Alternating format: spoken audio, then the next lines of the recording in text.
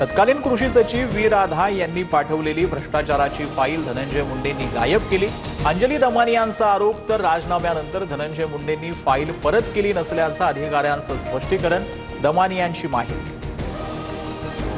नाशिकच्या पालकमंत्री पदासाठी भुजबळांच्या नावाला शिवसेनेच्या सुहास कांदेंचा विरोध।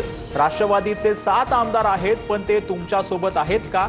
भुजबळांना सुहास कांदेंचा सवाल। ठाणे जिल्ह्यात भाजपा 1 नंबरचा पक्ष राहील हे सांगण्यासाठी ज्योतिषाची गरज नाही। कल्याण डोंबिवली महापालिकेत भाजपचा महापौर बसेल, भाजपच्या गणेश नाईक यांचं वक्तव्य। तुळजापूर विधानसभेत 6000 बोगस मतदार, 10 महिन्यांपूर्वी गुन्हा नोंद होऊनही तपास नाही। बोगस मतदार यादीत तेरणा इंजिनिअरिंग कॉलेजचे विद्यार्थी। खासदार ओमराजे निंबाळकरांचा आरोप, तर निवडणूक आयोगानं अहवाल मागवला।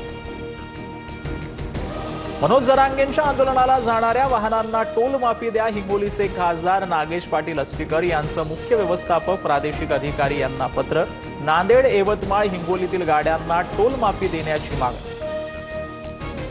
गणेशोत्सवात कोकणात जाणाऱ्या गणेश भक्तांना टोल माफी। सार्वजनिक बांधकाम मंत्री शिवेंद्रराजे भोसले यांच्या महत्त्वपूर्ण निर्णय।